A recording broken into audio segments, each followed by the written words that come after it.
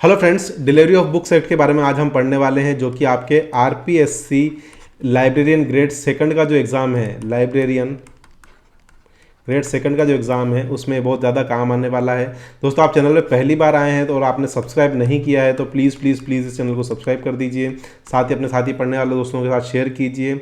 और Telegram channel, आपका description box में जो टेलीग्राम चैनल है वो आप टेलीग्राम चैनल ज्वाइन कर सकते हैं। तो आइए जानते हैं डिलीवरी ऑफ बुक्स एक्ट के बारे में। Delivery of books and newspaper act है ना, इसका नाम है delivery of books and newspaper act, जिसको कॉमनली नाम से जाना जाता है डिलीवरी ऑफ बुक्स एक्ट। एक इंपॉर्टेंट पीस ऑफ लेजिस्लेशन है इंडिया में for promoting public library services and facilitating the exchange of library material among the different regions. अलग अलग रीजन में लाइब्रेरी मटेरियल को कैसे डिवाइड किया जाएगा, उसके अंदर कौन कौन से न्यूज़पेपर आएंगे, कौन कौन सी बुक्स आएगी, है ना। हर एक जने को अपनी बुक्स जो है लाइब्रेरी में देनी पड़ती है। इससे रिलेटेड कुछ एक्ट बनाया गया है, इसका नाम है डिलीवरी ऑफ बुक्स एक्ट। आइए जानते हैं इसके बारे में कुछ की पॉइंट्स।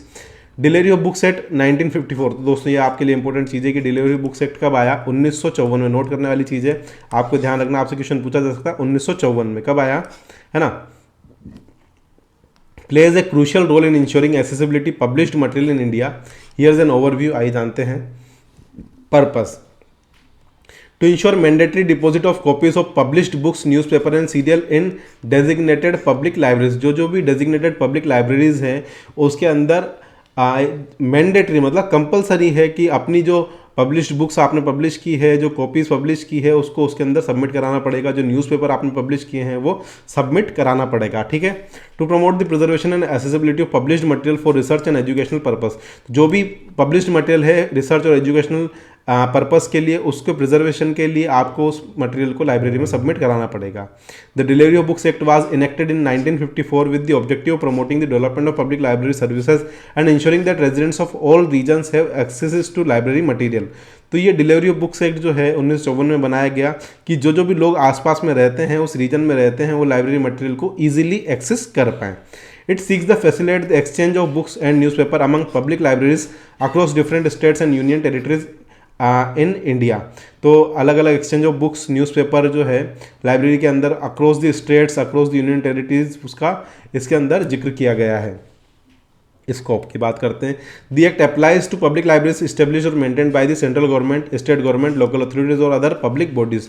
तो जो भी लाइब्रेरीज सेंट्रल गवर्नमेंट के द्वारा चलाई जाती है, स्टेट गवर्नमेंट के द्वारा चलाई जाती है, लोकल अथॉरिटीज़ के द्वारा चलाई जाती है और पब्लिक बॉडीज़ के द्वारा चलाई गई जाती है, वहाँ पर ये नियम है कि अगर कोई नया ऑथर रिसर्च से रिलेटेड बुक पब्लिश करता है तो उसको एक कॉपी उस लाइब्रेरी में शेयर करनी पड़ेगी। जो न्यूज़पेपर उस रीजन में आते हैं वो न्यूज़पेपर की एक कॉपी उसमें शेयर करनी पड़ेगी। It covers both books and newspapers, allowing for the exchange of these materials among public libraries for the benefit of library users। तो लाइब्रेरी यूजर्स जो हैं और जो भी मटेरियल वो पब्लिश कर रहे हैं उससे रिलेटेड अगर उनको बेनिफिट मिले तो कहीं ना कहीं ये चीज़ें हमें like exchange of these material, मतलब आज जैसे जो उस एरिया में मान लीजिए 10 टाइप के न्यूज़पेपर्स आते हैं तो वो सारे न्यूज़पेपर आपको वहाँ की पब्लिक लाइब्रेरी के अंदर जरूर मिलेंगे। की provision. Publisher must deliver within 30 days of publication 1 copy of each book, newspaper और serial free of charge to national library of Kolkata. जो नेशनल लाइब्रेरी ऑफ कोलकाता है, जो भी पब्लिशर हैं उसको 30 दिनों के भीतर अपनी बुक की एक कॉपी न्यूज़पेपर की न्यूज़पेपर की एक कॉपी, सीरियल की एक copy free of charge national library of Kolkata में सबमिट करानी है, मतलब करानी है। 3 अदर पब्लिक लाइब्रेरी इसके अलावा भी 3 और लाइब्रेरी को सेंट्रल गवर्नमेंट ने डेजिग्नेटेड किया है। The delivered copies must be accompanied by receipt with details like publication date, purpose of delivery under the act. तो जो डिलीवरी की जा रही है उसके अंदर पब्लिकेशन की डेट होनी चाहिए, पर्पस ऑफ डिलीवरी होना चाहिए और उसके अंदर एक रिसिप्ट होनी चाहिए। The designated libraries are responsible for preserving and making these material accessible to the public. जिस लाइब्रेरी में सबमिट किया गया है ये उसकी जिम्मेदारी है कि पब्लिक के लिए ये मटेरियल को एक्सेसिबल पहुंचाया जा सके। Penalties are prescribed for non compliance. दोनों के लिए पेनल्टीज है। लाइब्रेरीज भी अगर इसको फॉलो नहीं करती तो उनके लिए पेनल्टीज है, और कोई भी न्यूज़पेपर, कोई भी पब्लिशर अगर ये फॉलो नहीं करता है तो ये उसके लिए भी पेनल्टी का कारण बन सकता है। तो ये कुछ की प्रोविजंस हैं।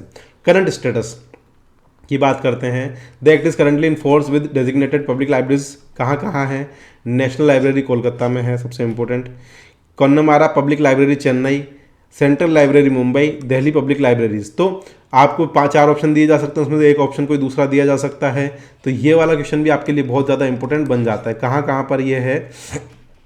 How challenges exist in enforcement including, क्या क्या चैलेंजेस एग्जिस्ट करते हैं। Delays in depositing by publisher, publisher कई बार क्या करते हैं, अपना मटेरियल छापने के बाद बहुत ज़्यादा डिले कर देते हैं, 30 दिन के भीतर वो सबमिट नहीं कराते हैं। Limited capacity of libraries to manage and provide access to deposited material, तो लाइब्रेरी के पास जो डिपोजिटेड मटेरियल होता है उसकी कैपेसिटी लिमिटेड होती है ना, उसको एक्सेस प्रोवाइड करने के लिए। Lake of awareness about the act among publisher and the public, तो जो पब्लिक पब्लिश कर रहा है और जो पब्लिक है उनके बारे में भी अवेयरनेस की कमी है, लोगों को पता ही नहीं कि हमें ऐसा कुछ सबमिट कराना होता है या ऐसा कुछ करना होता है, तो वो सबमिट ही नहीं कराते हैं ना। तो कहीं ना कहीं इस वजह से क्या है कि लोगों तक वो नॉलेज जो चीज़ पहुंचनी चाहिए वो पहुंच नहीं पाती है। ठीक है, तो आपको याद रखना है कि कहाँ कहाँ पर ये फोर्सफुली लाइक इन्फोर्स्ड है। नेशनल लाइब्रेरी कोलकाता में, कौन मेरा पब्लिक लाइब्रेरी चेन्नई में, सेंट्रल लाइब्रेरी मुंबई में, दिल्ली पब्लिक लाइब्रेरी में। Exchange of book, the delivery of books act establish a mechanism for exchange of books among public libraries.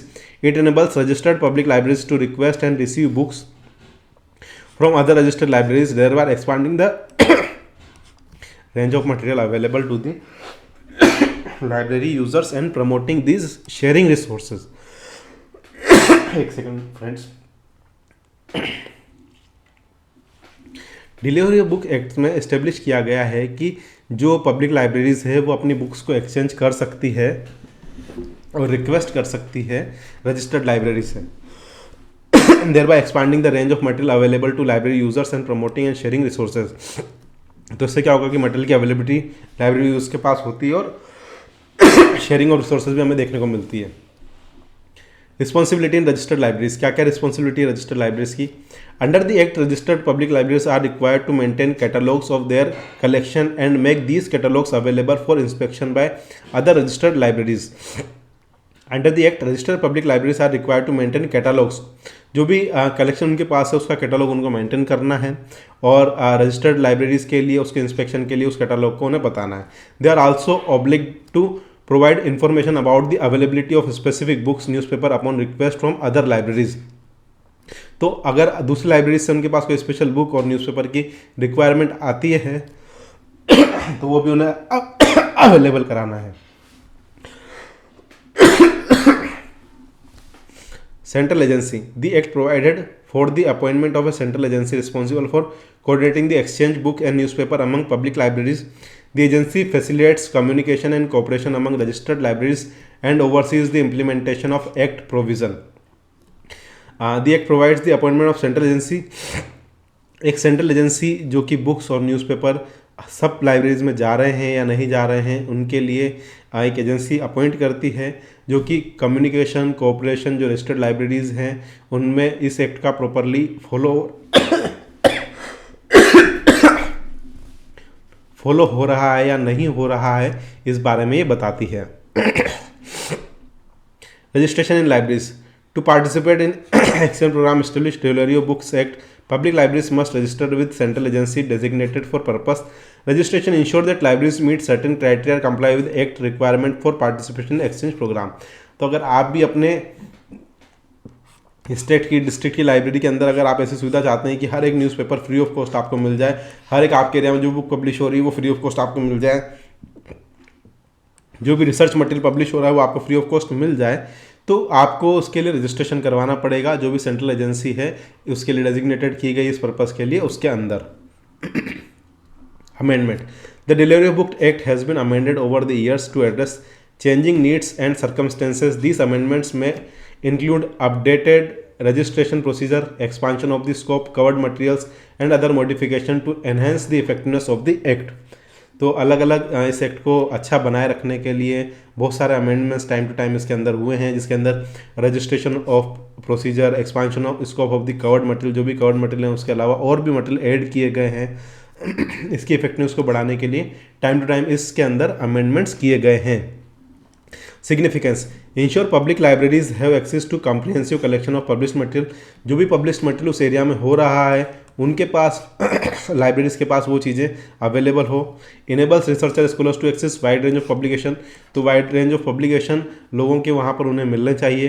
Promote national bibliographic control and documentation, तो national bibliographic control and documentation को promote करने के लिए, preserves India's cultural heritage and published work, तो India का जो cultural heritage है और पब्लिश्ड जो वर्क है उसको प्रिजर्व करने के लिए भी ये काम में आता है, ये वाला एक्ट। रिसेंट डेवलपमेंट की बात करें दोस्तों, याद रखना 2019 में रिसेंट डेवलपमेंट हुआ। The act was amended to include digital publication within its scope, increased focus on digitising deposit material to improve accessibility. तो जो भी डिपॉजिट मटेरियल है उसको डिजिटाइज करने पर और एक्सेसिबिलिटी इंप्रूव करने पर काम किया जा रहा है ना, जिसके अंदर डिजिटल पब्लिकेशन को भी इंक्लूड किया गया है 2019 के अंदर। एडिशनल नोट्स की बात करें दोस्तों, आप अभी तक मेरा वीडियो देख रहे हो और आपने सब्सक्राइब नहीं किया है ना, बहुत गलत बात है। प्लीज़ प्लीज़ प्लीज़ इस चैनल को सब्सक्राइब कर लीजिए। The act does not apply to newspaper published under the press and registration of books act 1867। तो इस एक्ट के अंदर जो भी न्यूज़पेपर हैं उनके ऊपर ये एक्ट जो है अप्लाई नहीं होता है। ध्यान रखना है, press and registration books act 1867 पूछा जा सकता है। Other countries have similar laws reflecting the importance of preserving publish material for future generation. दूसरी कंट्रीज़ हैं उनके अंदर भी सिमिलर लॉ है ताकि जो मटेरियल पब्लिश हो चुका है फ्यूचर जनरेशन के लिए सेफ रहे। कंक्लूजन की बात करते हैं। Overall, the delivery of Book Act plays a crucial role in promoting cooperation among public libraries and facilitating sharing of libraries material to enhance access to information and promote literacy and lifelong learning in India।